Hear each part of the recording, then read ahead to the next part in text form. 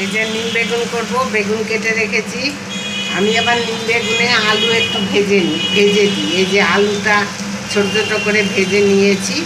নিম বেগুনটা লাস্টে হবে। পুঁই শাক করেছি, এই যে পুঁই শাক, চিংড়ি মাছ দিয়ে পুঁই শাক হবে। আর এই যে ডিম কষা, হাঁসের ডিম। এই যে কড়াইয়ে আলু কষতে দিয়েছি, ডিমগুলো ভেজে রেখেছি। এই যে ডিম কষা হবে।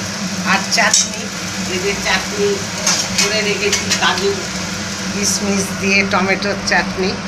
এই হবে। আর কি চাস বল? এই তো মেনু, এই খাবার দুপুরবেলায় সব। আর ভাত তো আছেই। এই যে কালারটা দেখেছিস, সাংঘাতিক কালার।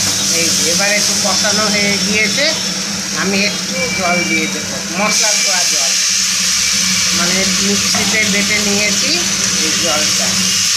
এই তো আজকে মেনু। আবার পরীক্ষা আছে। হ্যাঁ, আবার আজকে ভাগ্য পরীক্ষা আছে ডিমের। এই ডিম কষা হবে, এই মেনু আছে। এই যে ডিম কষা, আলুটাকে ভেজে তুলে নিয়েছি আগে। কালারটা দেখেছিস কত সুন্দর হয়েছে? হ্যাঁ, লাল হয় কেন বলতো?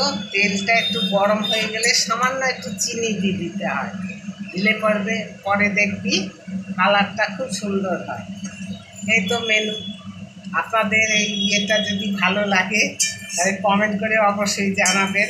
আর যদি পারুন তাহলে আমার বাড়িতে চলে আসুন। আজকে ডিম কষা খাওয়াবো, চিংড়ি মাছ দিয়ে পুঁই শাকের তরকারি, নিম বেগুন আর চাটনি, আর ভাত তো আছে। চলে আসুন, সবাই মিলে আনন্দ করে খাবো। ভিডিওটি যদি ভালো লাগে তাহলে কমেন্ট করে অবশ্যই জানাবেন। আমি খুব আনন্দ পাবো কমেন্ট করলে। ভালো থাকবেন, সুস্থ থাকবেন।